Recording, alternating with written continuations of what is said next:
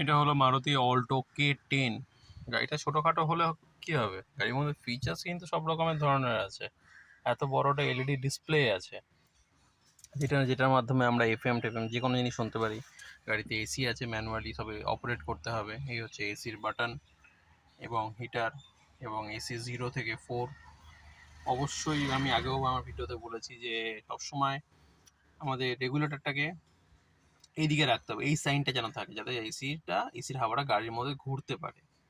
এবং এই প্রত্যেকটা সাইন এসি চালানোর সময় এখন এটা করা আছে, মানে এসির হাওয়াটা শুধু সামনে দিয়ে বেরোবে। যদি আমরা এইটা অন করে এদিকটা করে দিই, তাহলে এটা দেখা যাচ্ছে পায়ের দিকেও হাওয়া আসবে এবং মুখের দিকেও হাওয়াটা লাগবে। এই হচ্ছে gear liver, first gear, second gear, third gear, fourth gear, fifth gear, এবং আর মানে হচ্ছে রিভার্স গিয়ার। গাড়ি যখন পিছন দিকে যায় তখন আমাদের যেটা করতে হয়, ক্লাচে পা রেখে এটাকে নিচের দিকে নামাতে হয়, কিন্তু অবশ্যই ক্লাচে পা রেখে। এই গাড়িটিতে যেরকম এয়ার ব্যাগ আছে, এটা সব গাড়িতে থাকে না, এটা সেফটির জন্য খুবই ভালো জিনিস। এটা আলাদা করে ইনস্টল করতে হয়।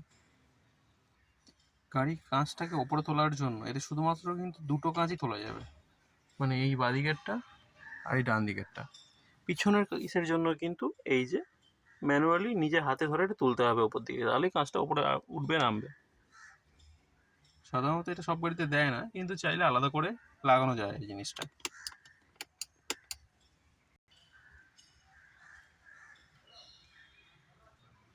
এই জিনিসটা হচ্ছে সেন্সার, যেটা এখানে। আর এই যে এটা গাড়ি যখন রিভার্সে যাবে তখন এটা টিটি টিটি করে সাউন্ড করবে। খুবই ভালো কমফোর্টেবল গাড়ি, বাট প্রবলেমটা এটাই হচ্ছে, যদি লম্বা মানুষের ক্ষেত্রে হয়তো একটু প্রবলেম হলে হতেই পারে। এই যেরকম সামনে এতটার মতো গ্যাপ,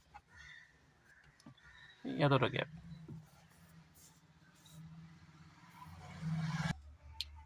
আর এটা হচ্ছে চার্জিং পোর্ট, গাড়িতে মোবাইল চার্জ দেওয়ার জন্য।